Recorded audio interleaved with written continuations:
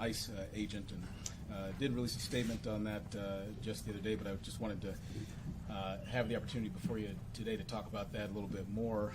So beyond the video that was circulated yesterday that all of us saw, some additional images have been circulated around that incident as well. And I'm devastated to see the death of this young woman, this mother. She was a mom in Minneapolis yesterday. Our government, particularly our federal government, should not be escalating violence and making communities less safe. And so the incident happened in Minneapolis, not here in the city of Milwaukee. And I know that Mayor Fry, Jacob Fry, there had some very, very strong words. And I stand with my fellow Mayor Jacob Fry and his community during this moment of tragedy that has once again struck the city of Minneapolis. You know, my family saw that video as well, and all of us are praying for the young child who lost his mom yesterday. So as I said before, we've got to have accountability, and we certainly have to have justice in this incident as well. Occupying cities and targeting immigrant communities simply does not make our communities safer. And yesterday's incident was further proof of that. It's further proof of exactly that.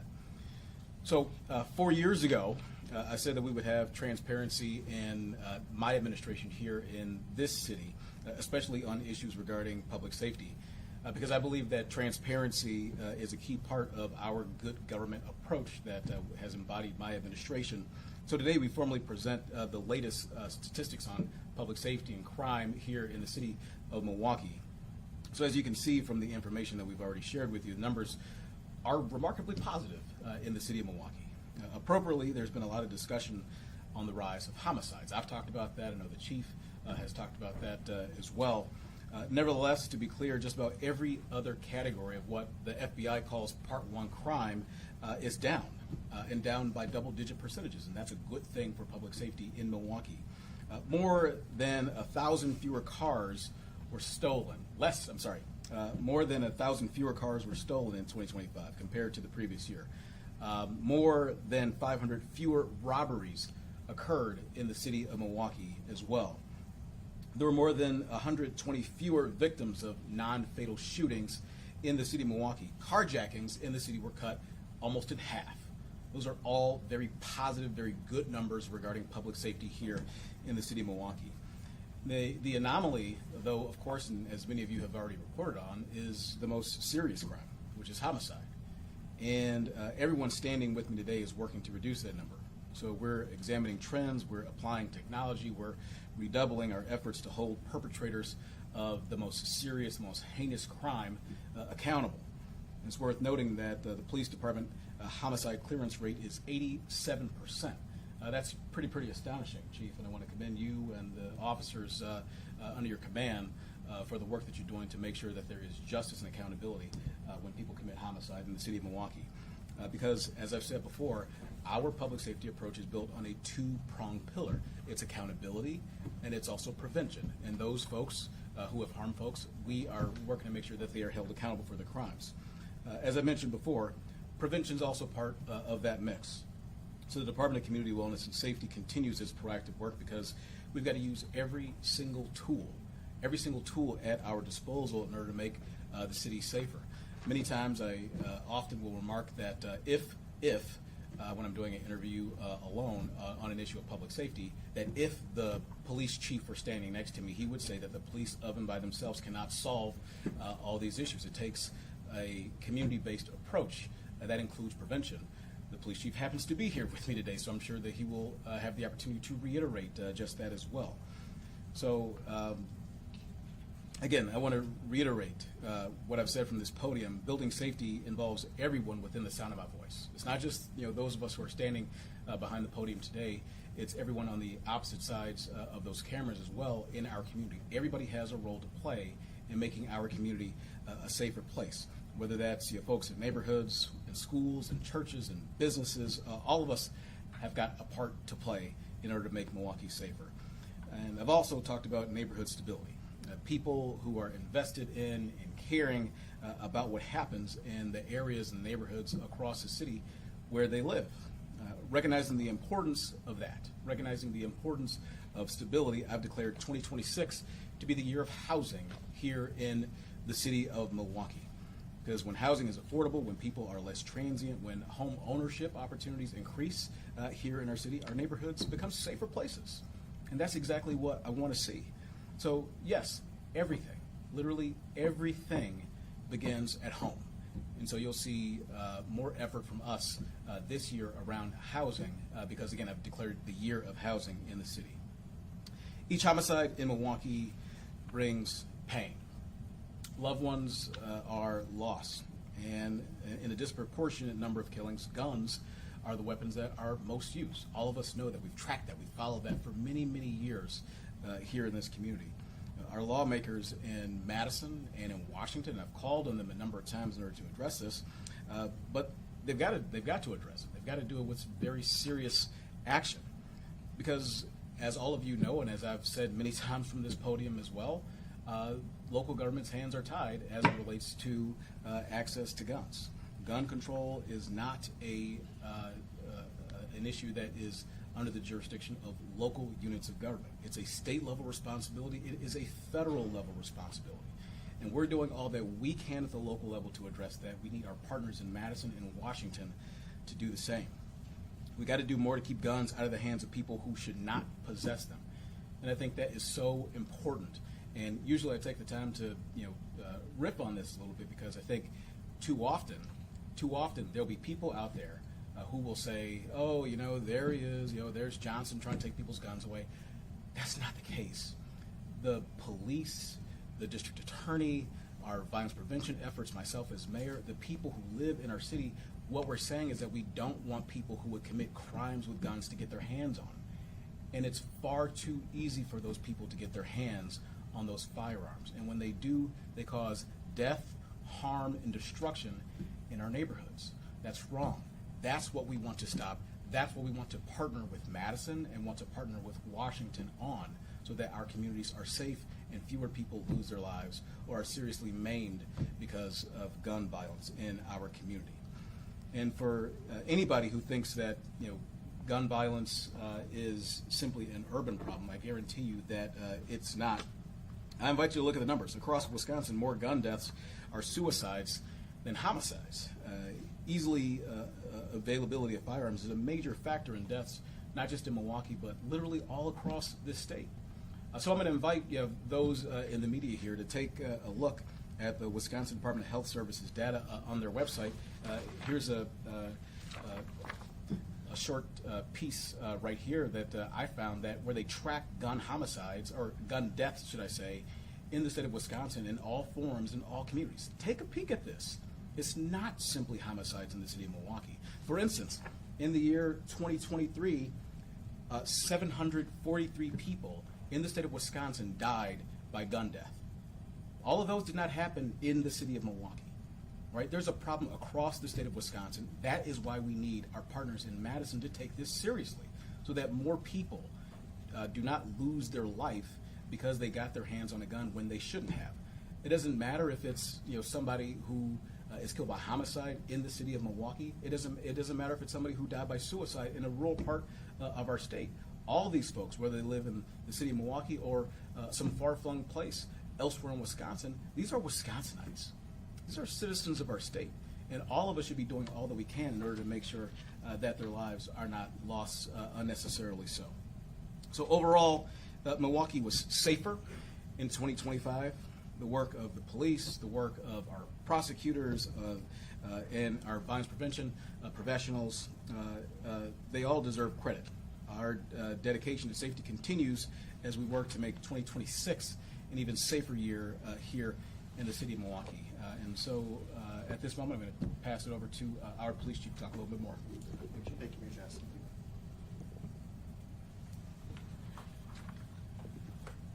Good morning, all. Today I share our city's 2025 end-of-the-year crime data, third quarter crime data. And this data tracks Part 1 crime through December 31st of 2025. For the second year in a row, Part 1 crime is down.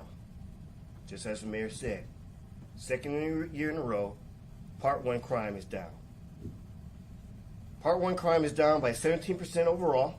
Violent crime is down 22%. Now we know what is the, we like to say, the big issue in the room, that homicides are up, and I acknowledge that. But I also want to recognize the overall trend is downward, which is a great sign for our community and a great health and safety for our community. Less people are getting their cars stolen, less people are being carjacked, less people are being robbed, less people are getting injured. As a community, we need to acknowledge that we are doing all the work to help make these differences. Now, as for homicides, homicides are up 8%. And I know across the nation, homicides are trending in the opposite direction. We do not take the upward trend in homicides lightly. Every life that is lost, even one, is a tragedy. I've always said this. The goal for the Milwaukee Police Department is 0. Period. And so any time a life is lost is a life lost for our community. But I also need to talk about these homicides holistically. What is happening in our community in regards to this behavior? I have to tell you, as I look at each and every homicide that occurs in this city, I am absolutely baffled. In 2025, we saw a man brutally shoot and kill a disabled child. 13-year-olds are dying from guns that they were in their possession. A mother drives her teenage son to shoot and kill his sister over social media. 2 pharmaceutical students with no criminal record kill one another over a dog's haircut. So as there is this discussion in regards to what the statistic numbers are, I'm talking about people. I'm talking about situations. And these tragedies cannot be made up. These are real occurrences and real members of our community. I know that firearms are used in 89% or 126 of the homicides in our community. Unacceptable numbers. And I know that there was a 57% increase in juvenile homicide suspects last year. The youngest being 13 years old. Well, I also know that impulse plus anger plus the availability of firearms equals a deadly combination. So the solution to me is figuring out how to get rid of the factors in this equation. During these press conferences, as you heard the mayor talk, we asked everyone to be part of the solution. I continue to make the request.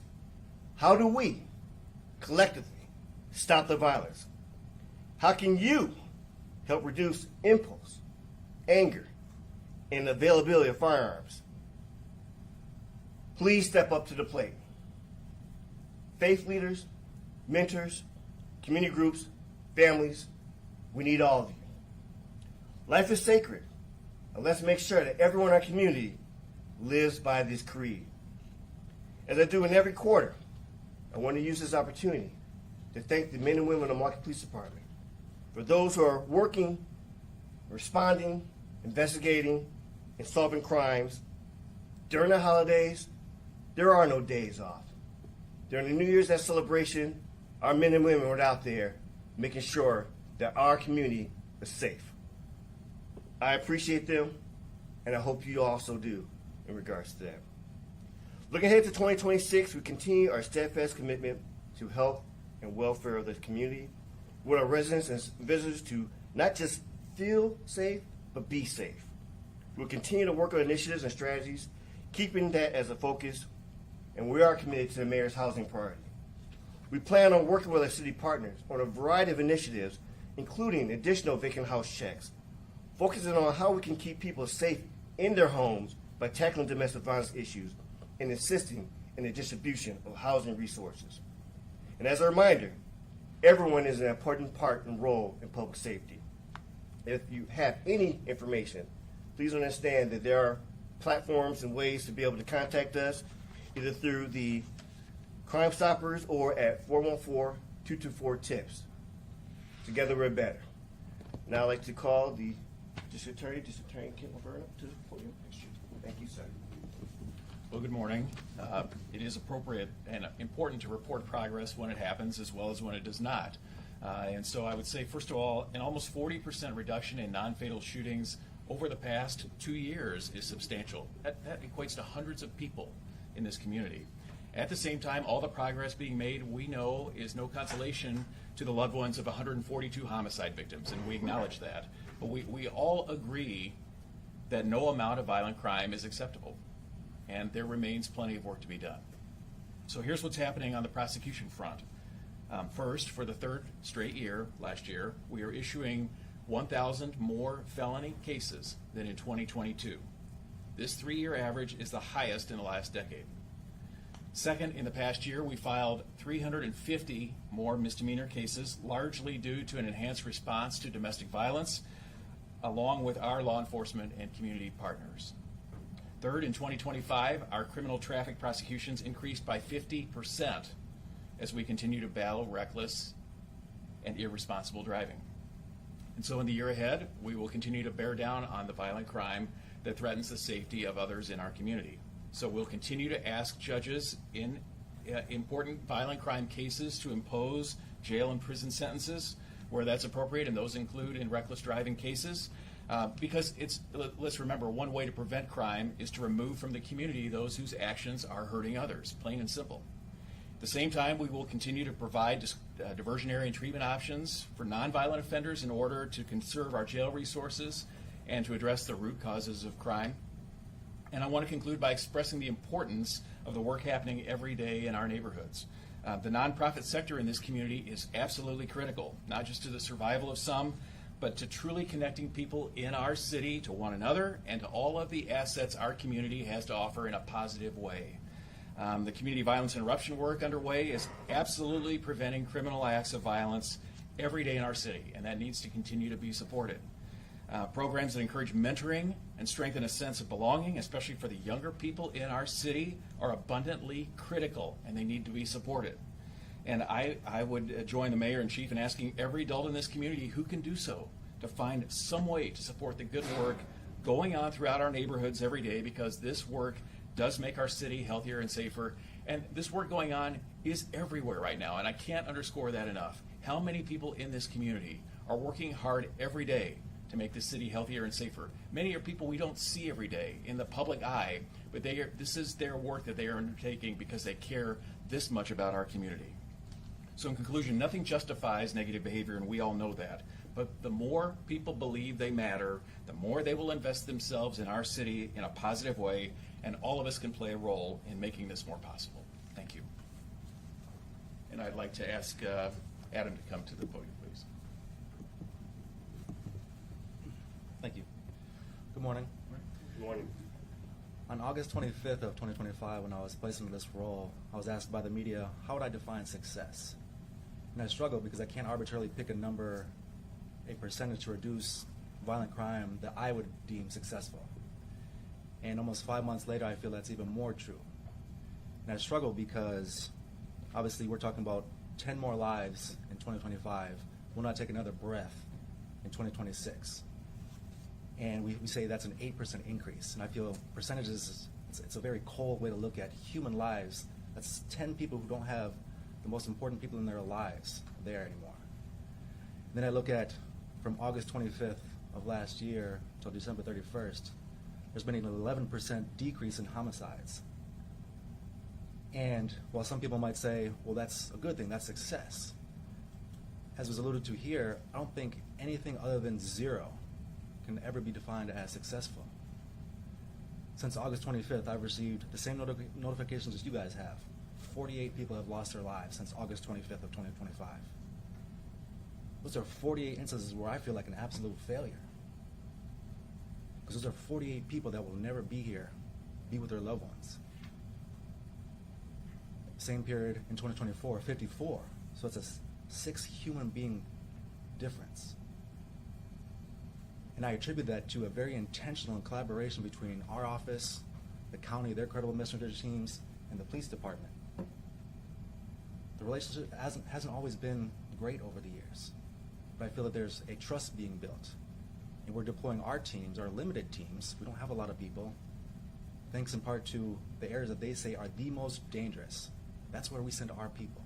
They don't have bulletproof vests, they don't have insurance, but literally the most violent areas in the entire city, that's where we send our people to try to mitigate violence. And so I promise you, when it's New Year's Eve or Christmas Eve, our people are out there. And we're being much more intentional on where we deploy our limited resources. Our 4 and 4 Life team, our critical response team, our Promise Keeper teams, if you see them out there, they are trying to make you safe. We can't do it alone. Ladies, if you know your man has a gun, leave him. You have more power than you will ever understand. Fathers, if you know your son has a gun, talk to him. Every single person who has taken a life last year had somebody in their life that could have intervened. Each one, reach one. We cannot do this by ourselves. And while I will never, ever say that anything I do, because no percentage drop outside of 0 will ever be successful, help us at least lead ourselves in the right direction. And that's the only reason I say since August 25th of last year, homicides are down 11%. I feel that's a good start. It's not successful. It's nothing to pat our backs on. Because at the end of the day, the headline is 10 more people lost their life than they did in 2024. And it's because of that each one of us, and all those people that were referenced here that you will never see, that put themselves in harm's way, we are working tirelessly. We don't have all the answers. But I promise you, we're not just sitting around doing nothing. So help us, help the community. We are all in this together, and that includes the media as well. Help us, help you guys as well. Thank you. All right, thank you, Adam. Thank you, District Attorney Lovern. Thank you, Chief Norman. Just before we go into questions, just again, I think what Adam just said is very powerful. For every person who picked up a gun and took somebody's life last year, there was someone in their life who could have intervened, who could have potentially stopped that action from happening. Those are the people that we're talking to. Those are the people who we need to step up in 2026, to do more, to make sure that those incidents don't happen. We often say this, like there's a ripple effect when somebody is killed in this community. You're not just harming the person you have a beef with. That person's got family, mom and dad, kids, friends. You create a gaping hole in the community when you take somebody's life. So for those folks who are out there, who can intervene, who know that somebody's got a gun and shouldn't, talk to them, reach out to them. If you got a kid, a teenager usually, who may be being influenced by the wrong set of actors, reach out to them. In the faith community, do the same thing. In our business community, continue to work with us to provide positive outcomes, positive job opportunities for kids all throughout the summer months. If you're a youth-serving organization, reach one more kid. Take another kid under your wing. Bring another kid into your programs. All these things make a difference. As the chief touched on, as Director Procell touched on too, we want to get those numbers down to 0, but we cannot do it alone. We need the help of folks out there in the community. But specifically though, those folks who are able to intervene, you got more power than you know. You got way more power than you know. So yes, there is the uptick in homicides that we have talked about. 10 more people lost their lives than the year before. But as Chief Norman touched on, Part 1 crimes overall down 17%.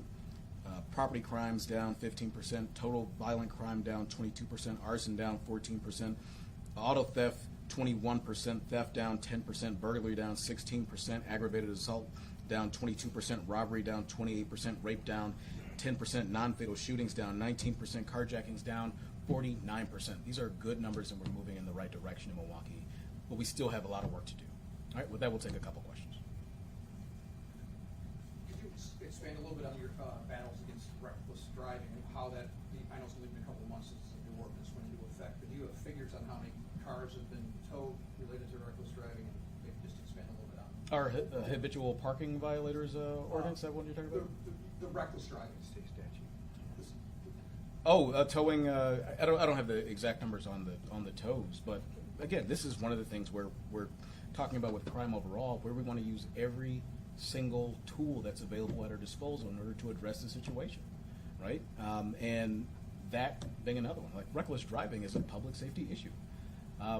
I've said a number of times behind just this podium, but others as well, is that when I first got into this office, reckless driving was out of control. It was completely out of control. And so I brought together all agencies in the city and said, let's find ways in order to address the issue of reckless driving. And we've had some successes on that.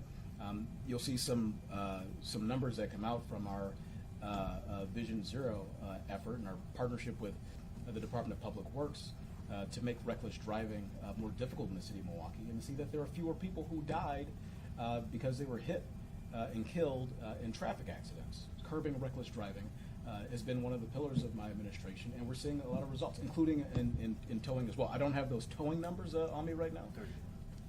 Chief corrects me and tells me that there's 31 vehicles that have been towed, which is great. I mean, that's 31 people, 31 vehicles taken off the street, people who don't have those cars to use as weapons against our fellow citizens.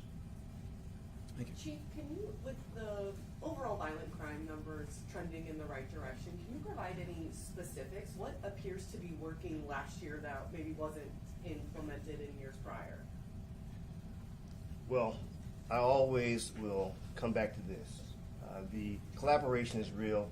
Crime strategies are almost recycled at times. But being able to work with the DA's office, the mayor's office, and have a Office of Crime and Wellness Safety is, impressive that there is a level of cooperation and collaboration. The prevention side is absolutely important. The messaging side is absolutely important. But I'm also proud of our collaboration with the community. That's the pillars of this administration in regards to the vision and mission of working with our community. And having those working relationships, we are able to really drill down on what we can do to really engage our kids, have the effectiveness in regards to where do we need to be at for public space in regards to some of the challenges. And so I believe that we are really firing on a lot of different engine or pistons in regards to that. This is a collaboration between agencies that historically, unfortunately, have been more in conflict or not aligned in regards to the work that we're doing, and understanding that we can't do it alone, that we know that with this collaboration, but also with the community, even having this elevated from the media is all helpful in regards to seeing our trends going the right way. And Mayor Johnson, could we expand on the 2026 year of the housing plan? What does that look like, and have we seen homeownership decrease, crimes in other cities that kind of projects similar to this? Yeah, and so I'd encourage you to reach out to my office, and there's a particular staff member who's got all the details on Year of Housing that I'll direct you to. As a matter of fact, Jeff, if you wouldn't mind getting that information over. But Year of Housing is an initiative that we're engaging on this year because, as I said in my remarks, everything begins at home. Your first teacher is your parent. That happens in the house, right? The values you get happen at home.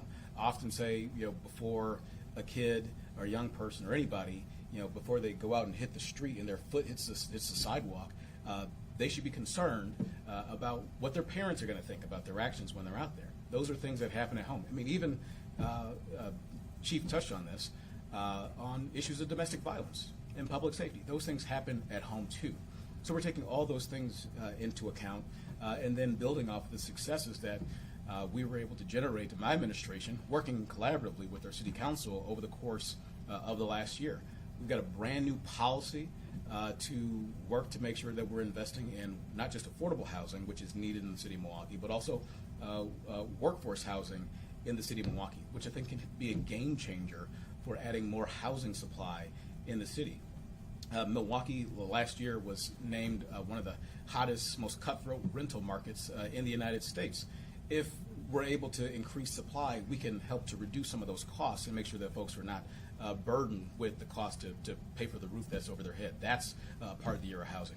Everything that we did with the housing element plan, making it easier to develop, putting more supply out there, which then again helps to bring down the cost of housing. That's part of our initiative too. Our backbone tax incremental districts that we've pioneered in my administration, working with the Department of City Development and the Community Development Alliance, building new homes, affordable homes out in the neighborhood, single-family homes, so folks can increase home ownership. That is part of the Year of Housing. Working in partnership, I often talk about partnerships with nonprofit organizations such as the Greater Milwaukee Foundation. That is part of the Year of Housing. We also have a ton of programs available to homeowners in the city of Milwaukee, where we want to elevate those and make sure that folks know about them so they can stay in their homes, don't lose their homes to tax foreclosure or anything like that. So all this is part of the Year of Housing. I'm really, really excited about it. There's many, many good things to come over the course of the next year here. Question for the chief. I wanted to see expand upon the fact that violent crime is down. So you make the case that a less violent community, however, homicides are up. Just is that something that is that's unique or kind of something that doesn't happen often, or is that something that you see somewhere else? And kind of what does that say to you? How does that happen where violent crime is down in so many areas, but homicide is up? When you see that, what is that? Kind of just expand upon that. So I look at our department as we supply the data, we give you the why in regards to what that incident looked like, but it's up to us to come up with solutions. Yes, we have lots less non-fatals, but the ones that we're seeing that are fatal, they're more intimate. Like I talked about in regards to some of the situations that happened, just as the mayor alluded to and it's been talked about by my partners up here, these are things that have been happening in the home. Over half of our homicides this year happened either in the home, a business, or a vehicle. Closed situations, very interpersonal. Over 32% of our homicides were argument conflict related. 18% was domestic violence or interpersonal related. That's half. So as we talk about these issues, don't look to me for those answers. I say that we are part of the work that's being done, whether it's prevention or having the level of accountability, using the technology to be able to focus on who is creating the most harm. But there is an empowerment for us as a community to know we can do better within our household. Is it that serious to shoot somebody over cutting a dog's hair? Is it that serious to go after your own child with another child who should never have that firearm and kill your sibling or your daughter? I wish I was a Dalai Lama. I wish I stood on a mountaintop in robes and had answers. I don't. Because I, like I said in the first part, am absolutely baffled. I have 2 children. And I would never look in that way of that level of harm. That irreparable, irreplaceable situation of I won't say a simple, but just a small issue here going up to a large scale where it's just, there's irreparable harm. So as we have these discussions here, it is important to don't look at it as a statistic, look at it as that is a human life gone, and that it is absolutely, unequivocally preventable, especially when you talk about a 13-year-old with a firearm, inexcusable. So as we focus on some of the issues that I think are low-hanging fruit, no one's up here trying to say take away people's guns, but we can be more responsible with it. There are ways that we can, as a community, do more of saying, why are you bringing a gun into this situation? Why do you have a gun? Why is it acceptable to walk around with a firearm that you know that you don't have the capabilities to respect that? We have children who are taking guns out of sofas or out of cars. That should not be an available situation for our young ones. So as we have these conversations, the takeaway I have is that we have a lot of work to do as a community. We as the Milwaukee Police Department we are going to lean forward in regards to sharing this information and data. We will do our part. We have a lot of different proactive work, Summer Guardian, Winter Guardian, where we are doing proactive, looking for those who are carrying firearms illegally.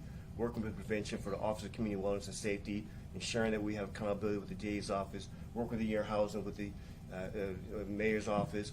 And I also like to give a little shout out that we work very well with our partners across the next door, Sheriff Ball and the Milwaukee County Sheriff Office. But we need the community, faith-based leaders, community organizations, you, to be part of the solution. So I know it's not as simple as make a general conclusion, but one difference is that homicides are more, interpersonal, intimate than, say, a carjacking. For what we know, because we do still have that statistic that we don't know, but what we do know, yes, a large part of our homicides are interpersonal, up close. You know each other, and a lot of times, no record. These are different times. I've been on this gang for 30 years, and you used to have an idea of those who are doing harm. There are situations where, again, 2 pharmaceutical students in school using a firearm to resolve a disagreement. What's going on here? Unacceptable and preventable. Question for the chief, probably. If there's any data or even like anecdotal evidence about how programs like Crime Stoppers or the 414 tip line have made an impact? I think the mayor wants to say something real quick. Before. Yeah, but before doing that, I just wanted to chime back in on the Year Housing question. And we've talked about this before. The prevention programs, reaching out to young people earlier on, having earlier interventions in the lives of young people, that's about stability, right? Working to make sure that there are good paying, family supporting job opportunities in Milwaukee, that's about stability. Even the work of Chief Norman in the police department, District Attorney Kent Lovern in the District Attorney's office, holding people accountable when they do bad things, that's about stability too. And housing is also about stability. So that's really what it is. It's about bolstering our efforts in this way as well to create even more stability here in our neighborhoods in the city. Chief, let's take the question. So we'll get back to you on that one. I do know that we do have a robust relationship with regards to Crime Stoppers and ensuring that we use all the tips. I mean, it's important that we give our community any platform they can to share information. We're information driven, and so I will have my team reach back out in regards to that. Chief Norman, what are the numbers with the current MPD? How many are working? How many positions are available? Is there a shortage of officers, and anything that's going to be done to boost numbers in 2026? So I don't have the current numbers in regards to where we're at. We can get back to you with that, but I do know that we still have not only robust support from City Hall for our classes. We have 2 classes in-house. We have a class that's about to graduate in a couple more weeks. And so we are leaning into the work. We have a lot of, again, support for the funding, but also, again, we need to be collectively helping to spread the word that we're hiring, that we can use, great people. This is a diverse city. We need a diverse crew of individuals who are willing to step up to the plate and serve. But I am just proud that there are still people here who are, in our academy classes, but also I thank those who are staying to be a part of the work that's being done. But we can give you the current numbers and from a team. Chief, I wanted to follow up on something you said. I want to make sure I heard it right. You said juvenile homicide suspects up 55%? 57%. Do you have what's that number? Do you know that number offhand by chance? That number, I think, sounds very jarring, right? Yes. Yeah. Okay. Yeah, we can get into it. I mean, it's not real significant numbers of people in regards to the juveniles, but it is, again, 57% increase. And then on that, then, I know this is probably a bit redundant with some of the things you've been asked here, but when you think about that, maybe this is a question for Adam too, but how do you think about trying directly to approach that specific point there, that juvenile homicide suspects are rising? Prevention. I mean, and, Director Procell can talk about it, but what are we doing with our kids? I always said this. If we do not have programs or things for our children, they will find something to do, and you're not going to like it. The mayor has Camp Rise. I know that we deal with, a lot of different, earn and learn, and I know that there is, again, some of the things the Office of Community Wellness and Safety doing, but also the county with credible messages. Amplifying our community-based organizations. We are part of the effort. We have Milwaukee POW, which is the Police Athletic League, that we have the engagement. We have a robust engagement program. But everybody needs to have a role in the engagement. Everyone has to understand what their duty to ensure that we are giving our children as many positive opportunities. I'm very thankful of Superintendent Casellas in regards to the MPS and how they're stepping up. Proud of the school resource officers engaging and being proactive rather than just waiting for a call for service. But it's never enough. We always can do more. Just as the mayor said, if we can take one more instance of touching a child, it helps, again, be intervention and prevention. Because unfortunately, for many of these young individuals, they're taking in their own hands of what they want to do in regards to their actions, breaking into vehicles, not attending school. So we need to make sure that we are being a good guidance, but also that we give them programs to intervene and prevent on. I don't know if you want to say anything else. I think there's a couple different ways to look at this. One, at the end of the day, there's no way around time and proximity are required. There's a cost to that. And if you want to look at the cost on what that doesn't look like, those 10 individuals that will never take another breath in 2026, there's a recent study that said each homicide in Milwaukee costs this community $2.1 million. So you just think about that, right? That's $20 million, right? Over $20 million right there. If we don't find a way to invest time in our youth and show them what nonviolent conflict resolution looks like, we can't expect them to model something that they've never seen before, especially if they're coming from an environment that is riddled with conflict, violence. If that's all they know, if we don't find a way to intervene, shame on us. Let us not scratch our head saying, I wonder why this is happening. If you don't teach them, you can't teach them without time. And so we have to find new and innovative ways, and those programs cost money. And it's tough. We're all fighting for a dollar. But we're going to pay either way, whether it's $2.1 million every single time we fail, or, and what does that look like when you talk about a victim's tears? What is a tear worth to you? And so time and proximity are required to interact with these young people. Mayor, I just had a question in regards to Minneapolis real quick. Are there conversations happening behind the scenes on how Milwaukee would respond if the administration deploys ICE to our community? Yeah, I mean, those are things that we have touched on before. I mean, obviously, with what's happened in Minneapolis, we've got to redouble those. That's one of the hallmarks of Donald Trump's presidency, right? Is that it's everything right now, all at once. It's a flurry of things. You never know what's going to hit, what's going to happen, and so we've got to have those conversations or more conversations around that, and work to be prepared for any eventuality that may come. Certainly, we've seen ICE activity happen in the city of Milwaukee already, not to the degree that we've seen in Chicago or Los Angeles, or certainly in Minneapolis. But given given what happened yesterday, and the young woman that was killed by a federal agent, an ICE agent in Minneapolis, we've got to be prepared on the ground here in Milwaukee for that. What does that preparation look like? We've got to have conversations. I think you saw some of that last night with our folks on the ground here in Milwaukee raising their voice, their constitutionally protected right to free speech, and saying that, hey, we don't need that, we don't want that sort of activity happening here, much like Mayor Fry mentioned in Minneapolis just yesterday. It means having conversations with our law enforcement partners here across jurisdictions in the city of Milwaukee and in Milwaukee County as well, working to make sure that we're prepared for what eventualities will be. Also working with our federal partners too, and seeing if we can get a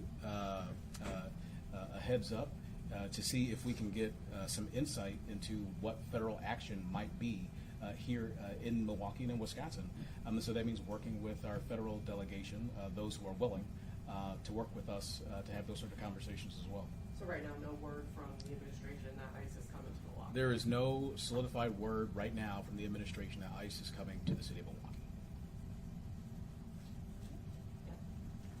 Thank you. We have a handout here with all of the stats, and if you have follow-up questions, just submit those to